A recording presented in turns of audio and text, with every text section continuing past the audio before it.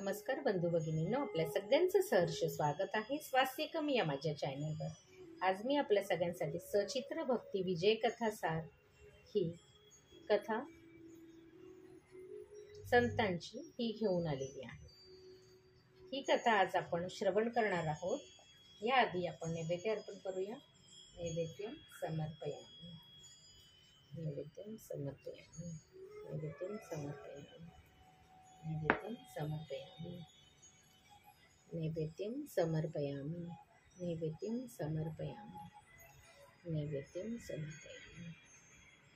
विठ्ठल विठ्ठल जय हरी विठ्ठल, विठ्ठल विठ्ठल जय हरी विठ्ठल, विठ्ठल विठ्ठल जय हरी विठ्ठल.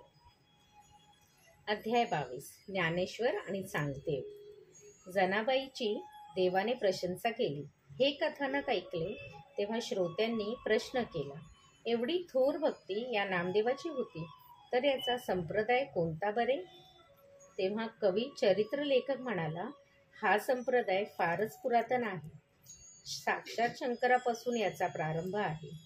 एकदा शंकर नदीतीरी पार्वतीला ब्रह्मस्वरूप रामाचे रहस्य समजावून सांगत असताना मत्स्येच्या उदरात असलेला गर्भस्थ कवी नारायणाने तो उपदेश ऐकला व त्याने हुंकार दिला.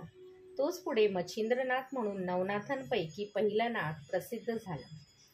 त्याचा शिष्य गोरखनाथ किंवा गोरक्षनाथ याची फारच कडक कसोटी घेऊन याला मच्छिंद्रनाथाने ब्रह्मज्ञानाचा उपदेश दिला व सर्व सिद्धी दिल्या. गोरक्षनाथाचा शिष्य अदयानंद, त्याचा शिष्य प्रभावानंद, प्रभावानंदाचा शिष्य गहिनीनाथ, गहिनीनाथाचा शिष्य निवृत्तीनाथ, निवृत्तीनाथांचा शिष्य ज्ञानेश्वर, ज्ञानेश्वराचा शिष्य विसोबा खेचर व विसोबाचा शिष्य नामदेव. या नामदेवाकडूनच जनाबाईला उपदेश प्राप्त झाला आहे. तेव्हा योगीराजाची ही मोठी सांप्रदायिक परंपरा आहे. चांगदेव नावाचा एक दीर्घायुषी योगी त्या काळी होता. तो पूर्वजन्मी कोण होता? तो पुरंदर नावाचा इंद्र होता. ब्रह्मदेवाच्या एका दिव्य दिवसाच्या पहिल्या पहरारातच 14 इंद्र होऊन गेले. ते सर्व बंदित पडले होते. एकदा नारद मुनी त्या 14 इंद्रांना भेटवयास आला. त्याला सर्वांनी नमस्कार केला. नारदाने सस्मित वदनाने त्यांचे नमस्कार स्वीकारले आणि त्यातील पुरंदर इंद्र पुन्हा हात जोडून नारदांना म्हणाला, माझी सुटका केव्हा होईल ते कृपा करून सांगा. कर्माच्या चाकाला चिकटून किती फेरे घ्यायचे, मोक्ष कसा होईल ते कृपा करून मला सांगावे. नारद म्हणाला, मोक्ष मिळतो तो मनुष्य लोकातच आणि तो सद्गुरूस शरण जाऊन मिळतो. पृथ्वीवर पंढरपूर क्षेत्रात मोठमोठे भक्त व संत आहेत. तू त्या ठिकाणी अवतार घेऊन मनुष्य म्हणून साधना कर. इंद्र म्हणाला, या लोकातील या माझ्या देहापासून सुटू कसा, त्याला उपाय सांगा.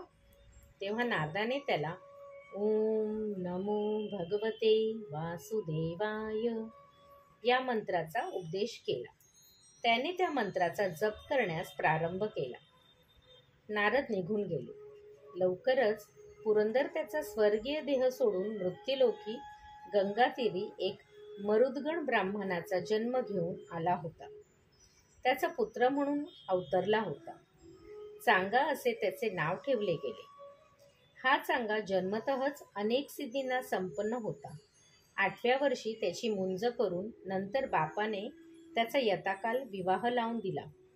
तो इच्छेला येईल तेथे क्षणार्धात जाऊ शकत असे. 14 विद्या त्याला अवगत होत्या. त्याने मृत्यूला जिंकले होते.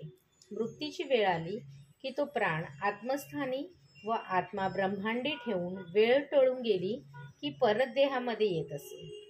अशा प्रकारे त्यांनी 1400 वर्षे आयुष्य मिळविले. तो तापी नदीच्या काठी मठ बांधून राहत असे.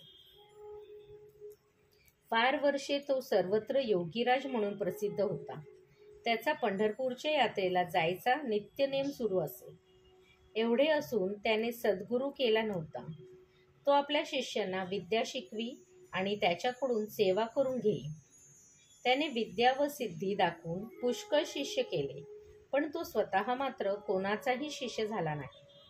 आपल्याला शिकविल असं समर्थ गुरु दिसत नाही असे त्याचे म्हणणे होते. त्याने कर्णोपकर्णी ऐकले की आळंदी येथे ज्ञानदेव आहे. ते साक्षात विष्णूचा अवतार आहेत.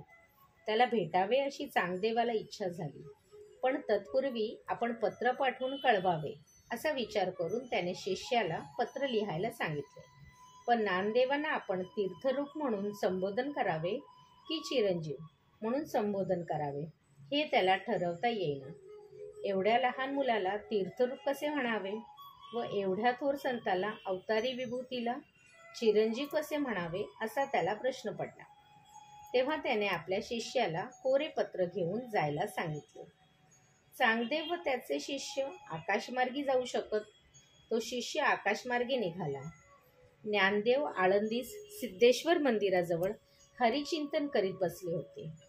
भावंडे जवळच होती. आकाशमार्गाने तो शिष्य आला. तेव्हा त्याने काही सांगण्यापूर्वीच ज्ञानदेवाने म्हटले, चांगदेवाकडूनच कोरेच पत्र घेऊन आलात का? तो चकित झाला. त्याचे नमन करून पत्र पुढे ठेवले.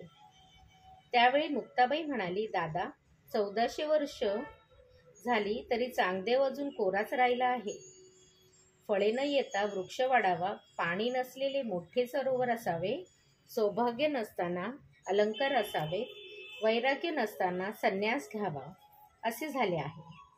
ज्ञानदेवाने म्हटले, खरे आहे. गगनात पुष्कळ मेघ असावेत पण पावसाचा पत्ता नसावा. तसे याचे तप पुष्कळ आहे पण गुरुशरणता नाही. आता याला पत्र लिहून तथ्य सांगून टाकावे. असे म्हणून ज्ञानदेवानं 65 ओव्यांचं एक पत्र चांगदेवाला लिहिलं व ब्रह्मज्ञानाचा उपदेश केला. पत्र घेऊन शिष्य चांगदेवाकडे गेला. चांगदेवाला त्याने एकदम उमज पडेल पण मनात सिद्धींचा अभिमान होताच. त्याने ज्ञानदेवाच्या भेटीस जाण्याचे ठरविले. तो वाघावर आरूढ झाला. बरोबर 1400 शिष्य घेतले. इकडे ज्ञानदेवाला लोक सांगत होते, वाघावर बसून एक थोर ऋषी हजारो शिष्यांना घेऊन तुम्हाला भेटायला येत आहे. ज्ञानदेवाने ओळखले की चांगदेवच वाघावर बसून आपले वैभव दाखवायला येत आहे. त्यावेळी 4 भावंडे एका पडक्या भिंतीवर बसली होती. अतिथीचे स्वागत करण्यासाठी आपण थोडे पुढे जाणे इष्ट आहे. म्हणून ज्ञानदेव ज्या भिंतीवर बसला होते त्याच भिंतीवर त्यांनी चालवली. 4 भावंडे घेऊन भिंत जमीन सोडून वर गेली व चांगदेवाला अशा रीतीने 4 भावंडे स्वागताला सामोरी गेली. चांगदेवाने तो चमत्कार पाहिला. तो तत्काळ उमजला. आपण निर्जीव भिंत चालवू शकत नाही. आपण सजीव वाघाला वश करू शकतो पण जड द्रव्यावर आपली अशी सत्ता चालत नाही हे त्याच्या लक्षात आले. तो वाघावरून खाली उतरला आणि नम्रपणे 4 भावंडांना सामोरा झाला.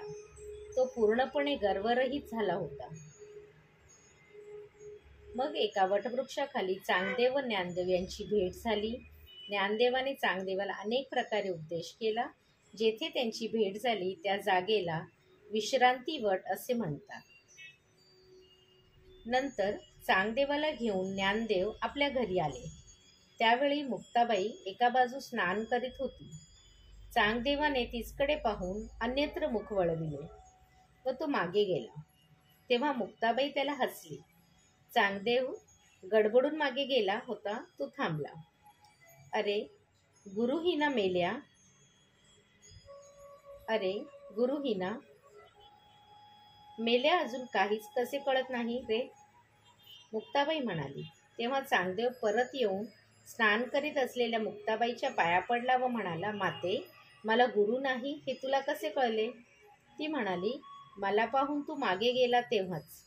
अरे गुरुची तुझ्यावर कृपा असती तर तुला ती मी स्त्री किंवा तू पुरुष याचा भेदविचार मनात आला नसता. तेव्हा चांगदेवाने ज्ञानदेवाला गुरु मानून शरण गेले. ज्ञानदेवाने त्याला अभय वरदहस्त मस्तकी ठेवून पूर्णपणे विरक्त केले.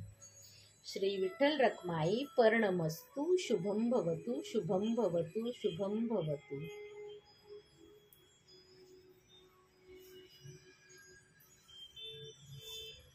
विठ्ठल विठ्ठल, जय हरी विठ्ठल. विठ्ठल विठ्ठल जय हरी विठ्ठल.